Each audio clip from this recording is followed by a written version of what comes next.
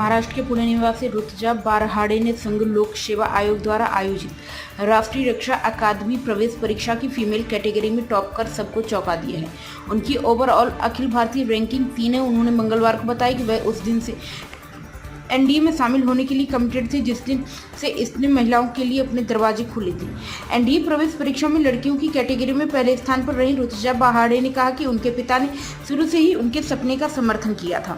ऋतुजा बारहाडे ने कहा कि उस दिन त्रिसेवा प्रशिक्षण अकादमी में शामिल होने के लिए प्रेरित हुई जिस दिन एनडीए में महिलाओं के लिए अपने दरवाजे खोल दिए। उस दिन मेरे पिता ने मुझे रक्षा बलों और एनडीए के बारे में डिटेल में जानकारी दी थी। जब मैंने अधिक शोध किया तो उसके गौरवशाली इतिहास से मोहित हो गई और मैंने देश की सेवा करने का फैसला लिया। उन्होंने आगे कहा, मेरे पिताजी पुणे के एक प्रतिष्ठित संस्थान में कंप्यूटर विज्ञान के प्रोफेसर हैं। उन्होंने उससे प्रेरित करने में महत्वपूर्ण भूमिका निभाई। उन्होंने मुझे लगातार प्रोत्साहित किया और मेरा मनोबल ऊंचा रखने के लिए मुझे रक्षा प्रतिष्ठानों का दौरा भी कराया।